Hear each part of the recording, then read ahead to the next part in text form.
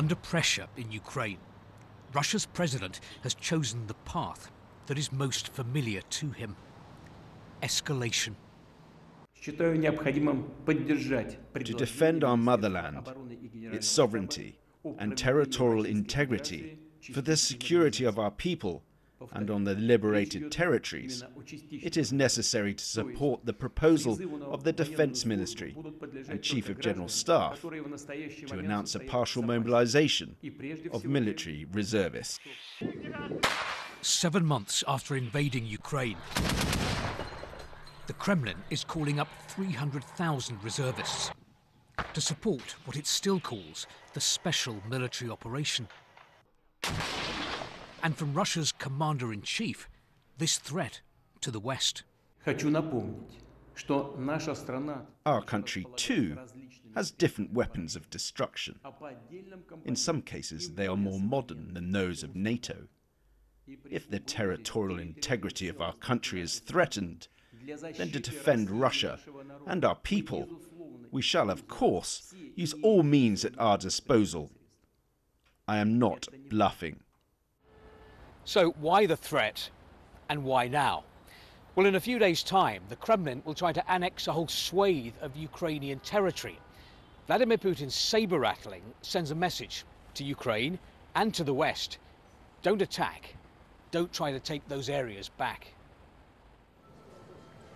As news of mobilization spread, there were reports that flights out of Russia were selling out fast, amid concern that men of fighting age would soon not be allowed to leave the country. I'm worried this is just the start, Sergei tells me, and that there could be full mobilization. But Margarita says that if our leaders demand this, we must do our duty. I trust Putin 100%.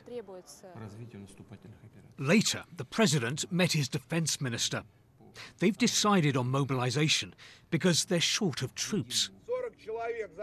So short that in prison camps across Russia, this mercenary chief, a close Putin ally, has been recruiting inmates to fight in Ukraine, promising them their freedom if they serve 6 months with his group, Wagner, and survive. When Vilena went to visit her husband in prison a few days ago, she was told the husband, a convicted murderer, wasn't there. I said, "What do you mean, not here? He's been here for 13 years and suddenly he's gone?"